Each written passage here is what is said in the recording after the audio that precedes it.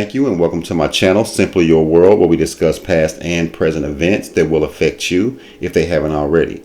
If at any point you find this video interesting, please hit the like and subscribe button. I would highly appreciate that. If this is your first time to my channel, I want to say thank you. And if you've been here before, you know I don't like to speak too long before I actually get into the content. So, with all that being said, I want to let you all know this video is about the dangers of the hormones RBGH and RBST, better known as recombinant bovine growth hormone or bovine somatropin. And what is IGF-1? Why is this drug allowed only in America? And what are the profound issues that it causes? Also, the great lengths that American companies go through to keep you sick. Okay, so with all that being said, let's get into it. There is enough scientific data that points to a concern for increased cancer rates in humans. Well, the whole RBGH thing represents fundamental flaws in the regulatory process. We allow BGH to go on, ensure that we are taking excessive risks with society.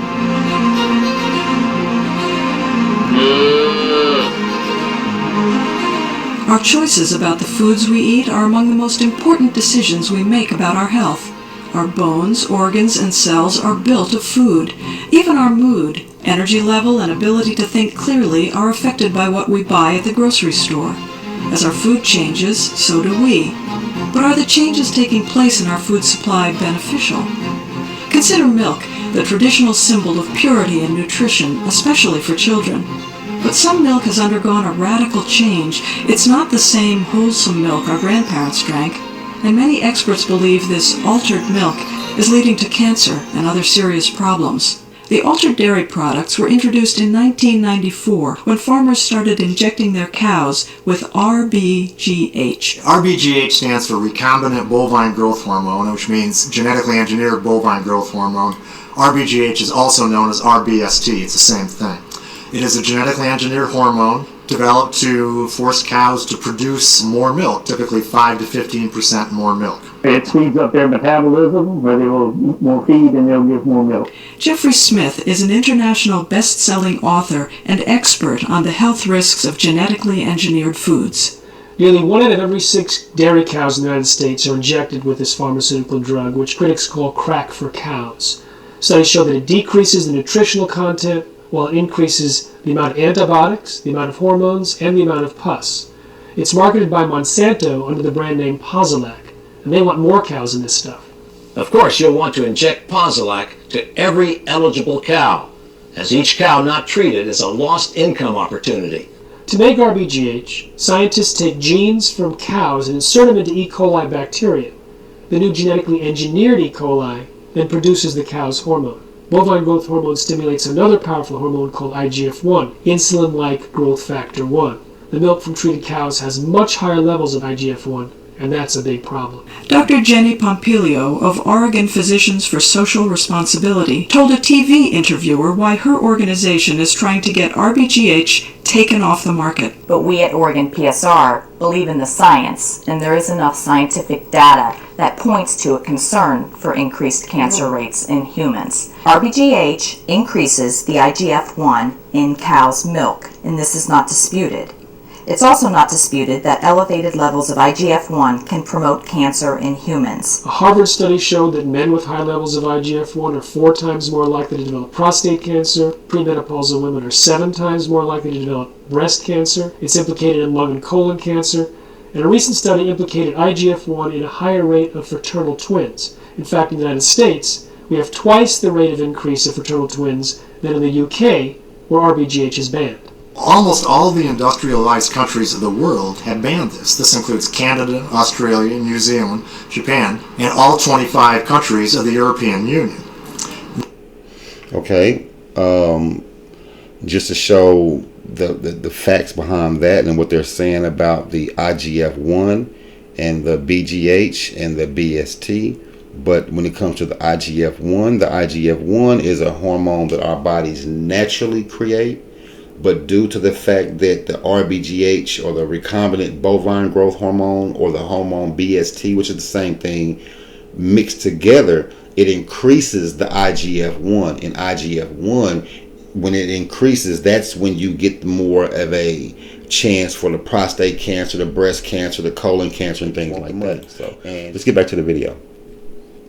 Not only that, but the Codex Alimentarius, which is the UN's main food safety body, voted and said we cannot guarantee that this is safe. A European Commission report stated that avoidance of RBGH dairy products in favor of natural products would be the most practical and immediate dietary intervention to achieve the goal of preventing cancer. So my question is, what outside of what I just previously stated about the money, what would be another logical reason that only one country is allowing this drug, but the entire, I think it's like 25 countries, I believe, in the European Union that doesn't allow this drug or this hormone to be pushed through their food? But America does. This is what I mean by I feel as if we, like my last video, I feel as if we are the enemy of the same place that we live in, because why would you push this other than either it got to be money for the companies, because eventually we're going to go to the pharmaceutical companies, and we're going to go to the doctors, and we're going to eventually die, and then the people at the funeral homes going to make the money. It's just, the people are just batteries, like the movie The Matrix showed. But before I get talking too long, get ahead of myself, so let's just get back into it. The approval of RBGH in 1993 was probably one of the most controversial decisions the FDA ever made. There's a revolving door between Monsanto and the FDA. The person in charge of policy at the FDA when RBGH was approved was Michael Taylor, Monsanto's former attorney, and later their vice president. Margaret Miller worked on RBGH issues doing research for 5 years at Monsanto, then became FDA branch chief in the division that evaluated her own research. Susan Setchin worked for Monsanto doing research on RBGH, and then became the primary FDA review officer for RBGH. One of the main problems with the FDA review of the drug was that they treated it as an animal drug and didn't look at it as a human drug. So they failed to take into consideration most of the possible health effects. A human drug requires 2 years of carcinogenicity testing and extensive birth defect testing. BGH milk was tested 90 days on 30 rats at any dose before it was approved. Well, the whole RBGH thing represents fundamental flaws in the regulatory process. The outside influence, the lack of proper structure, proper personnel to do the job that we trust them to do. The FDA does no studies. The companies do the studies, and they send the paperwork to the FDA, who then reviews it. I found flaws in it that, according to regulation and good science, should have been addressed. This was approved prematurely without adequate information. When Dr. Burroughs kept demanding more tests, they said he was holding up the approval process, and so they fired him. If we allow BGH to go on, I'm sure that we are taking excessive risk with society. Monsanto dismisses the concerns of scientists and physicians around the world. It's unfortunate that the public is being scared, in other words, being frightened by an issue that shouldn't be of concern. One former Monsanto scientist told me that his colleagues who were doing safety studies on RBGH switched to organic milk for themselves because they were concerned about the health risks. This is not something that knowledgeable people have concerns about. When scientists in the Canadian government reviewed the FDA's approval of RBGH, they wrote a scathing report saying that the FDA's approval failed to properly address the human safety requirements of the drug, including possible sterility, infertility, birth defects, cancer, and immunological derangements. So what is the odds of this milk being pushed to certain areas of the world? I.e.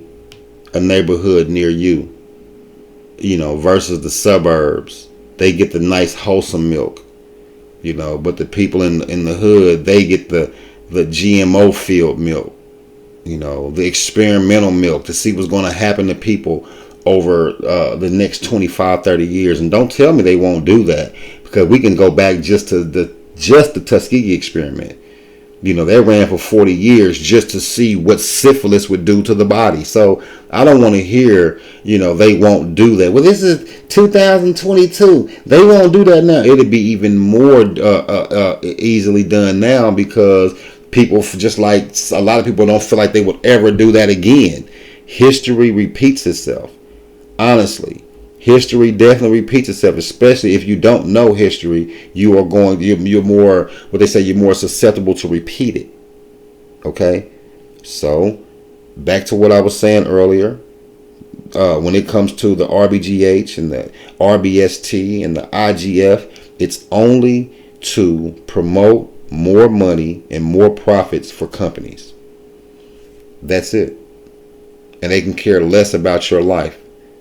This is more the reason why I feel that these certain GMO-filled foods are placed in certain areas, not all over. Let's get back to it though. Posilac is the single most tested new product in history and is now available to you specifically so you can increase your profit potential. Canadian government scientists testified in 1994 that they're being pressured to approve RBGH even though they thought it was unsafe. The documents were stolen from a locked file cabinet in a government office, and that Monsanto's representative offered them $1 to $2 million to approve the drug without further study.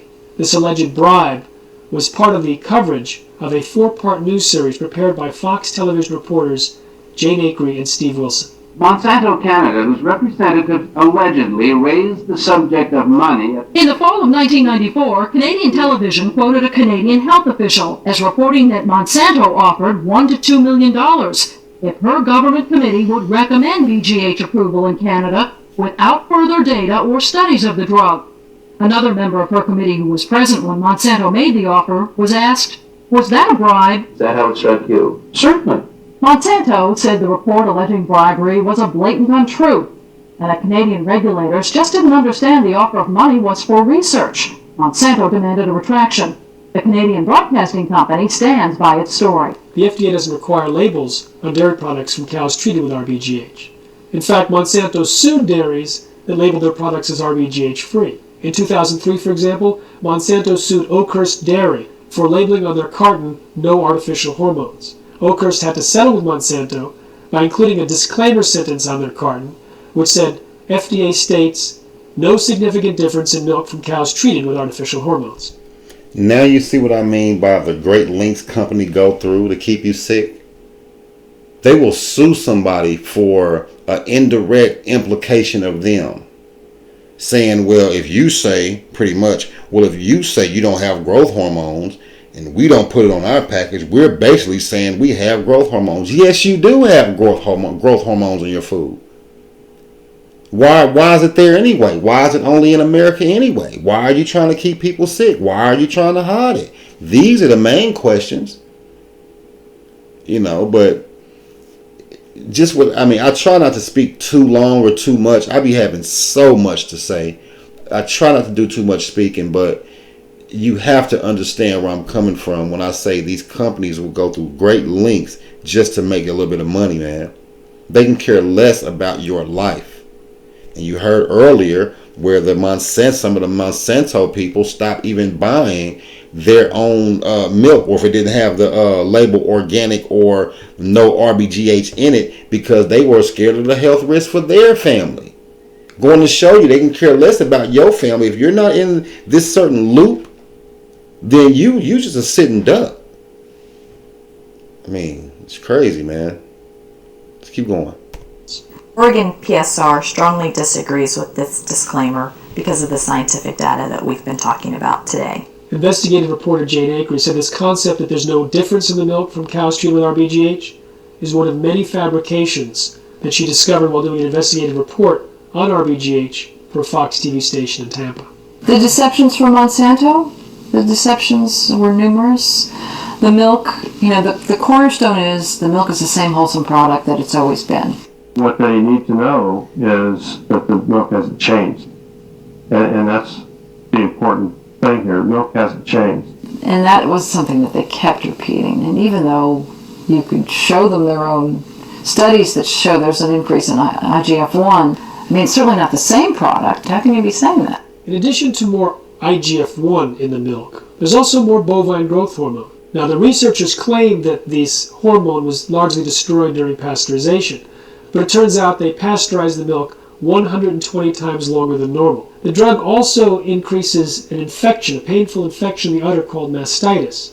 and this in turn increases the amount of pus in the milk. Because of the mastitis, dairy farmers use more antibiotics, and this cannot help but increase antibiotic resistance in humans, which is a major increasing health problem. So, for example, if you drank milk that had residues of erythromycin in it, then bacteria in your stomach could pick up resistance to that erythromycin, so that if you came down with an illness, you wouldn't be able to use erythromycin to treat. Dr. Michael Hansen is a scientist with Consumers Union, the publisher of Consumer Reports. Dr. Hansen and some members of Congress received an anonymous letter, allegedly from FDA employees, claiming that there was fraud and conflict of interest at the FDA. So with all of these different changes in the milk, the IGF-1, the bovine growth hormone, the antibiotics, and the pus, who do you suppose wrote the disclaimer for the FDA claiming that the agency said that there's no difference? It was Monsanto's former attorney, Michael Taylor, who was in charge of FDA policy from 1991 to 94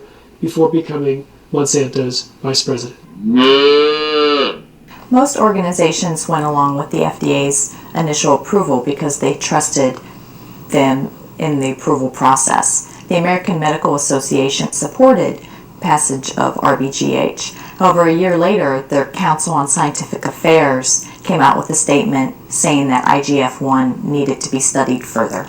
Ron Davis, president of the American Medical Association, wrote on April 24, 2008, that hospitals should use milk produced without recombinant bovine growth hormone. The National Institutes of Health had indicated that the IGF-1 issue needs a little more looking at. The American Cancer Society, some spokesperson had made a statement, and I went to that spokesperson and I said, have you really signed off on this?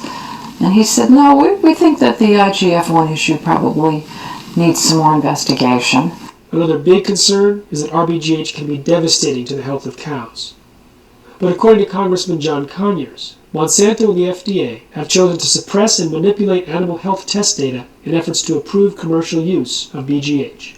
They just went out and skewed the data. So yeah, it was bad science and bad regulation.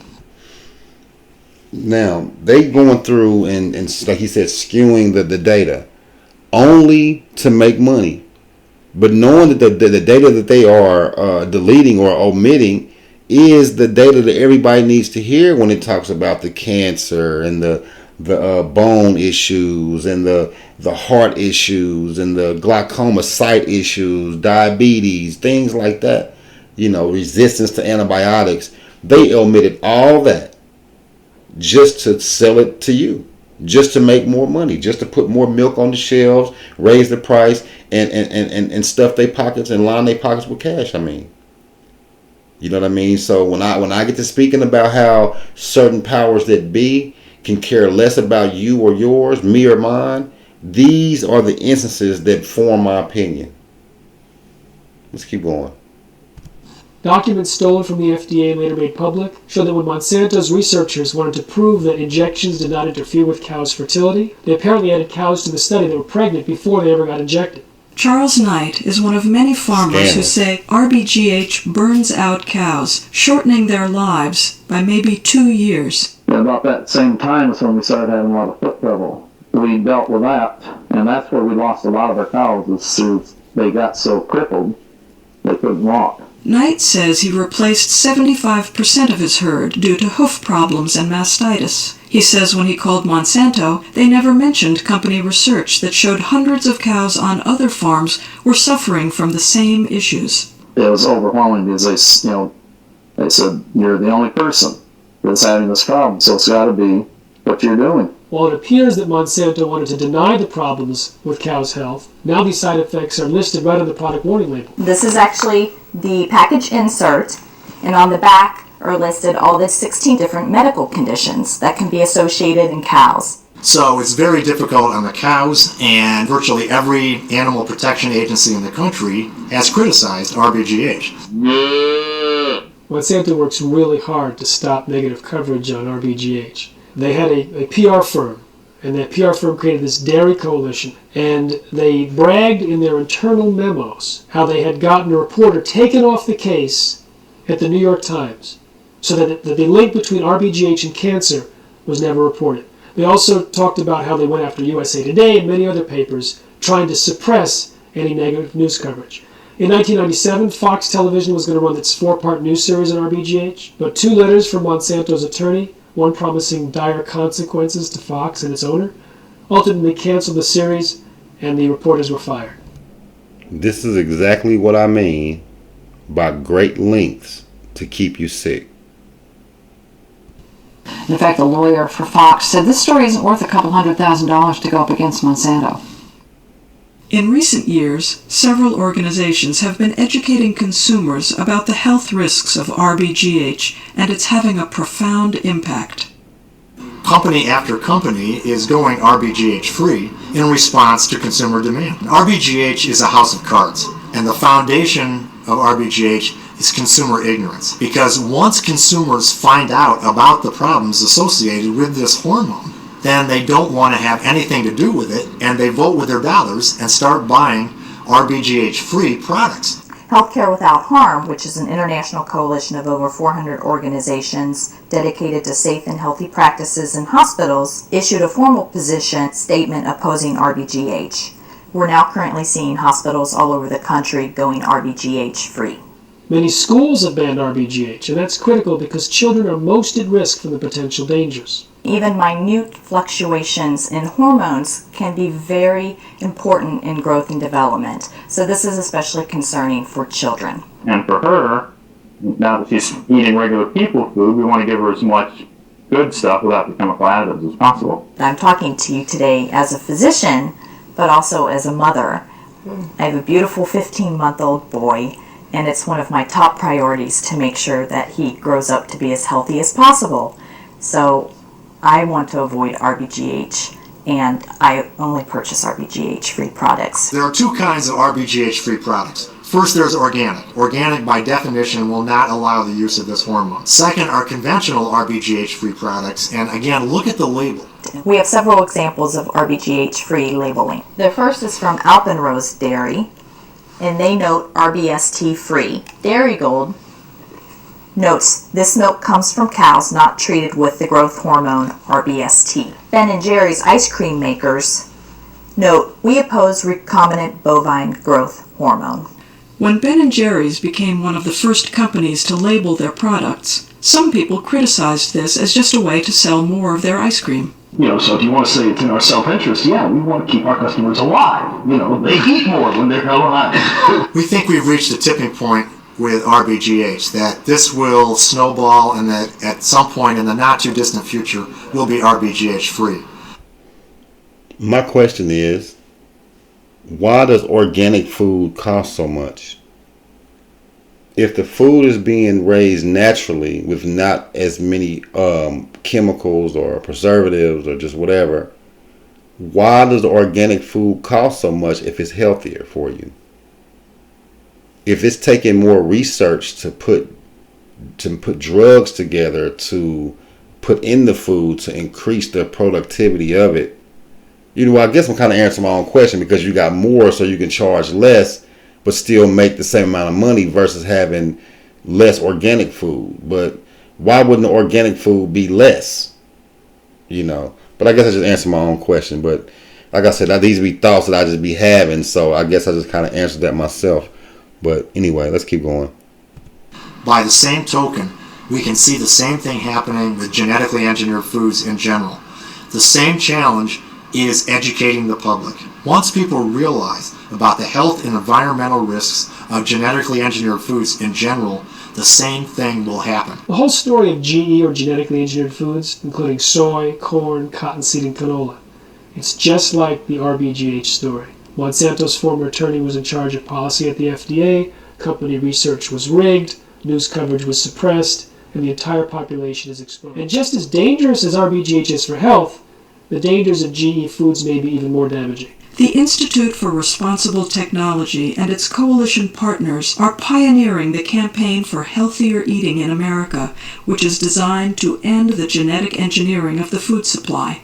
But just as consumer education hit the tipping point in RBGH, so too the campaign for healthy eating in America is expected to hit the tipping point to drive GMOs out of our food supply. What we need is to get the information out to more parents, more schools, more consumers, so we can all eat healthier, non-genetically engineered diets. To learn more about RBGH, genetically engineered foods, and the campaign for healthier eating in America, see www.responsibletechnology.org.